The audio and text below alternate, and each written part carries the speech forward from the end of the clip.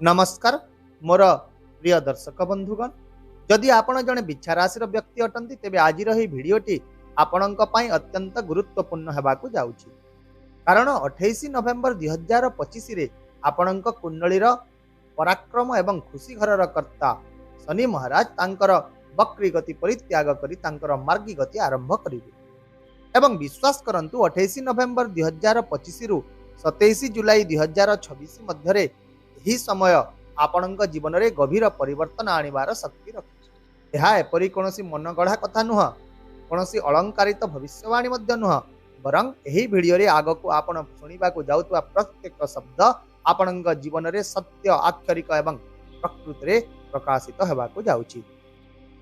वर्तमान शनि महाराज आपणଙ୍କ पई एक केंद्र घरर कर्ता एवं एक त्रिकोण घरर कर्ता होई गोचर करुछन्ति एवं यही स्थिति बिच्छा राशि एक प्रकृत उल्लेखनीय मिश्रण सृष्टि करिଥାଏ।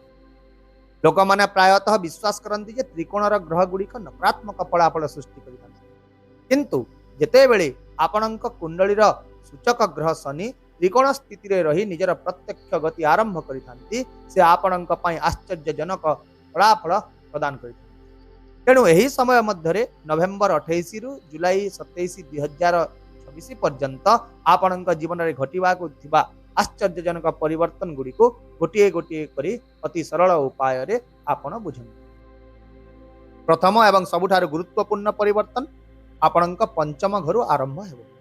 पंचम घर कौन होता है? यह अप्रत्याशित लाभर स्थान होता है, यह शिक्षार स्थान होता है, यह आपणकर बुद्धिमता आपणकर स्मृति आपणकर संतान आपणकर सृजनशीलता एवं आपणक स्वास्थ्य अर्थात पेटर स्थान होता है।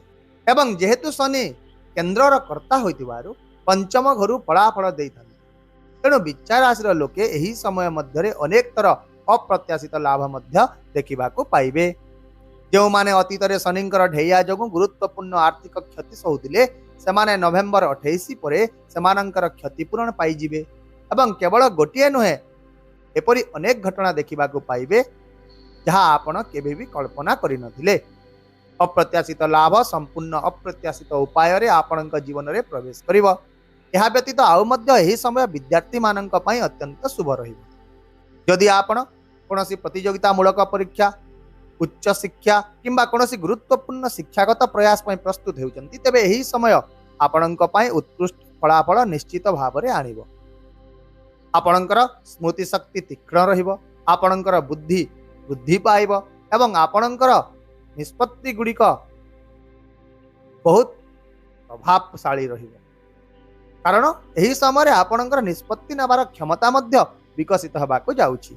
एहा सहित जदि आपण दीर्घ समय धरी पेट संबंधी कोनोसी समस्या रे पीड़ित अछंती जेपरि एसिडिटी हला गैस्ट्रिक हला किंबा पाचन संबंधी कोनोसी समस्या तेबे शनिंकर एही मार्गी गति एही समस्त समस्या गुड़िक मध्य दूर करिबाकू जाउछि। एबे आसंतु जानिबा शनिंकर एही मार्गी गति फल आपणଙ୍କ ପାଇଁ तांकर दृष्टि गुड़िकर प्रभाव कौन रहिबो। ताहेले वर्तमान आसंतु शनिंकर तीनोटी दृष्टि विषय रे आलोचना करिबा जहाँ प्रकृत रे आपणଙ୍କ जीवन रे एक नूतन अध्याय खोलिबाकू जाय। शनि जेउठारे बसितांती सेठारु से तांकर तृतीय सप्तम एवं दशम दृष्टि निक्षेप करिथांती।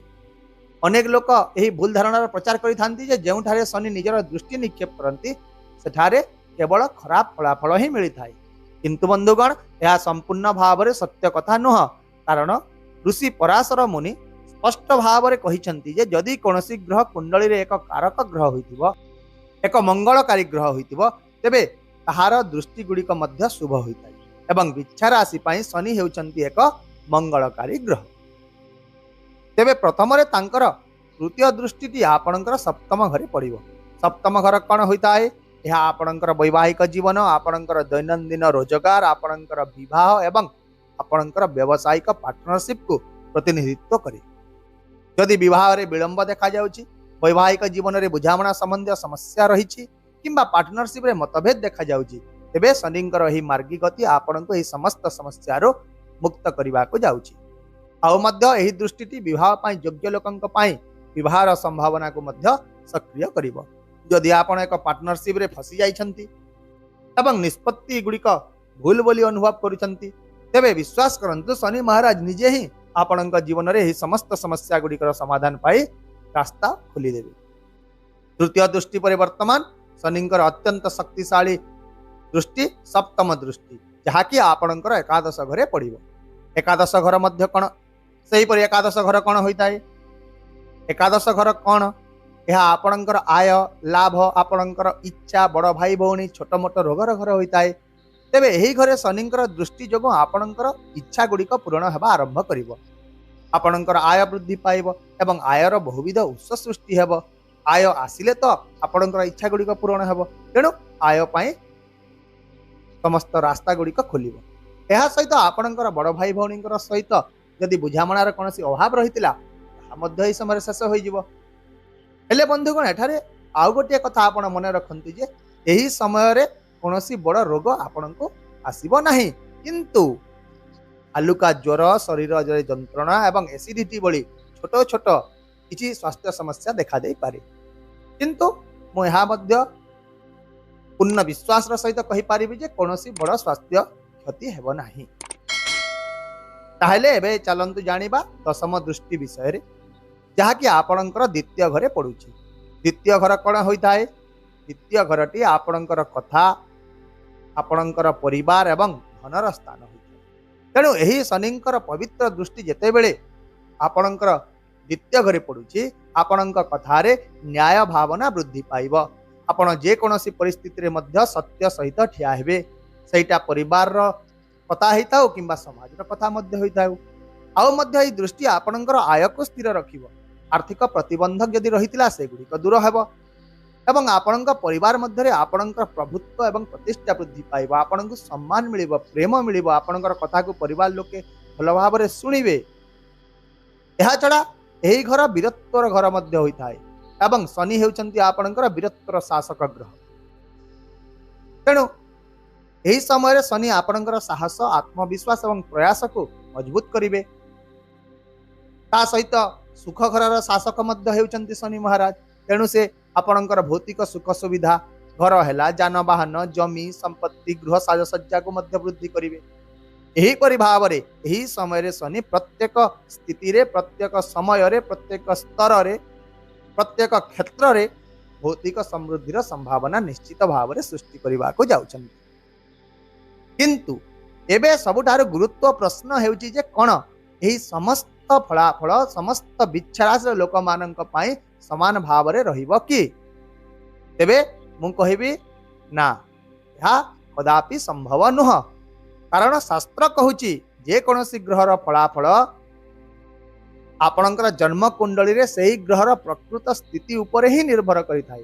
तेणु जदि शनि आपणक कुंडली रे लग्न स्थान रु षष्ठ अष्टम किंबा द्वादश घरे अछंती किंबा मेष राशि रे सबुठारु नीच स्थिति रे अछंती अर्थात जोठी एक नंबर लेखा जाय सेठी अछंती, तेबे शनि आपणक केबे भी सर्वोत्तम फलाफल देई पारिबे नाही। या मन रखंतु, यह पूर्ण सत्य। किंतु जदि शनि यही चारोटी स्थिति रे नहांती, एक भल घरे अछंती, डिग्री वाइज दृढ़ रे अछंती, तेबे नवेम्बर 28 रु जुलाई 27 मध्य आपण निज जीवन रे मु कहूतबा ही प्रत्येक कथा, प्रत्येक शब्द, प्रत्येक कार्य, प्रत्येक घटना निश्चित भाव में सत्य होउतबार देखिबा को पाइबे। वर्तमान आसंतु किछि प्रतिकार विषय रे आलोचना करिबा, जहाँकि एही समय रे शनिंकर प्रभाव को आपणक पई आहुरी शुभ करिबो। तेणु प्रतिदिन ओं सं शनिश्चराय नमः यही मंत्र गोटे माला जप करंतु, शनि चालीसा पाठ करंतु। जदि पाठ करने संभव हो नहीं तेबे केवल शुणंतु। जदि शनि आपणक कुंडली रे एक शुभ स्थान रे अछंती, तेबे आपण नीलम रत्न मध्य पिंधि पारिबे, किंतु पिंधिबा पूर्व जड़े विद्वान व्यक्तिंकर परामर्श निश्चित भाव में नियंतु। हेले जदि शनि आपणक कुंडली रे षष्ठ अष्टम किंबा द्वादश घरे अछंती किंबा दुर्बल स्थिति रे अछंती, तेबे आपण नीलम रत्न पिंधिबा परिहार करंतु। कारण शनिंकर भूल स्थिति रे नीलम रत्न पिंधिबा अधिक अमंगल होइଥାଏ। आउ मध्य विशेष भाव में यही समय आपण छलना असत्य ठकेई लोभ ए सबु जिनिस रु दूरेई रहंतु। निज जीवन रे श्रृंखला बजाय रखंतु, आलस्य दूर करंतु एवं असहाय लोकंकु सहाय्य करंतु। देखिबे शनि निश्चित भाव में प्रसन्न हो। आशा करुछि मो द्वारा प्रदान करा जायतिबा ए विस्तृत सूचना निश्चित भाव में आपणक जीवन में स्पष्टता दिग्दर्शन और नूतन आशा आनी ताहले आसंता काली पुणी देखा हबा आउ एक नूतन सूचना वीडियो सहित से पर्यंत विदाय दियंतु। रहुचे नमस्कार। जय जगन्नाथ।